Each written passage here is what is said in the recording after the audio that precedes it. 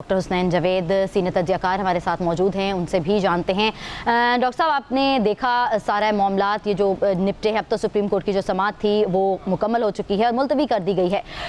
हम ना कोई हिदायत जारी कर रहे हैं और ना ही कोई टाइम लाइन दे रहे हैं। आपको क्या लगता है कि चीफ जस्टिस के जो रिमार्क्स सामने आए हैं वो ये चाह रहे हैं कि हमारी तरफ से कोई हुक्मनामा ना ही जारी हो, आपस में ही बैठ कर एक प्लेटफॉर्म पर कोई ना कोई हल निकाल ले अपोजिशन और हुकूमती इत्तेहाद जो है? जी देखें, वज़ीर आज़म शहबाज शरीफ की तरफ से और पूरी पार्लियामेंट की तरफ से और ख़ास तौर पर बिलावल भुट्टो की तरफ से एक वाज़ेह पैगाम गया कि पंचायत ना बनाई जाए और आर्बिट्रेशन के लिए जो है वो सुप्रीम कोर्ट ना आए,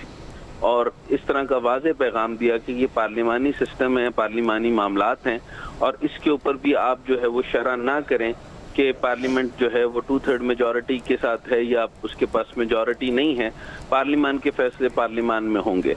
दूसरी बात ये कि इलेक्शन कमीशन को हदायत जारी की गई थी, तो पहला फैसला जब आया तो इलेक्शन कमीशन ने या हुकूमत ने, दोनों ने नहीं माना। दूसरे के ऊपर जब बुलाया गया तो इलेक्शन कमीशन ने बात सुनी और उसके बाद जो सुप्रीम कोर्ट ने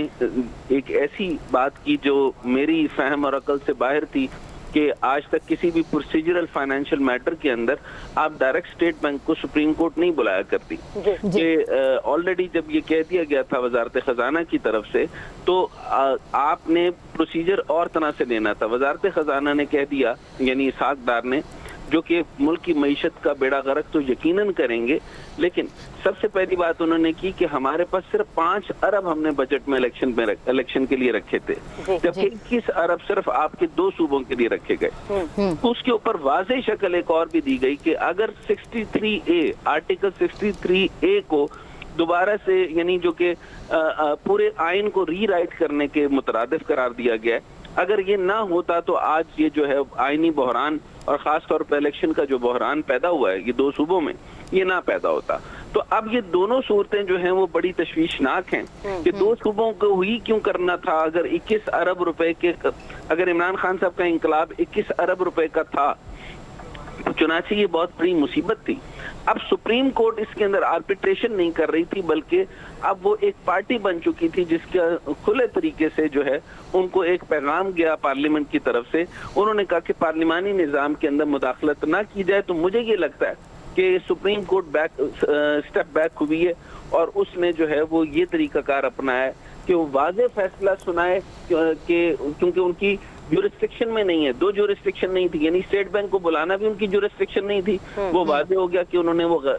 मैं गलत तो नहीं कह सकता क्योंकि मोअज़्ज़ज़ अदली है, उसको ये कहना कि उन्होंने गलत फैसला किया तो मैं ये नहीं कह सकता, लेकिन उनको बुलाना बनता ही नहीं था। दूसरी बात यह है कि उसका एक तरीकाकार होता है कि हुकूमत इतनी जब जिद पे उतर आई है तो उसका तरीकाकार तो है, ऑफ कोर्स है। वो ये था कि स्पेशल केस और स्पेशल मैटर के तहत जो अकाउंट 1 से जो है वो पेमेंट की जा सकती थी अगर हुकूमत की विल होती और पार्लियामान इसको चाहती, लेकिन रातों रात एक फैसला कर दिया गया और पार्लियामान ने उसको मंजूरी कर दी गई, यानी प्रैक्टिस एंड प्रोसीजर बिल की बात कर रहा हूँ, और उसको पार्लियामेंट ने मंजूर भी कर लिया।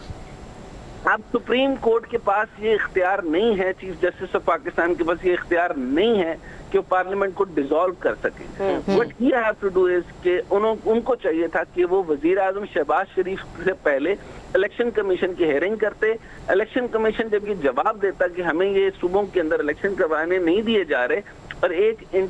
ये जो इंटरिम गवर्नमेंट है अब इस टाइम पर जो है वो एक नाजायज गवर्नमेंट बन गई है, क्योंकि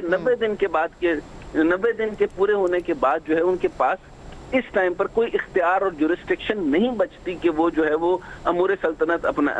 जो है वो उनके ऊपर गामजन रहे। तो होना ये चाहिए था कि इलेक्शन कमीशन की हेयरिंग के बाद पूरी प्रोसीजर्स को मुकम्मल करने के बाद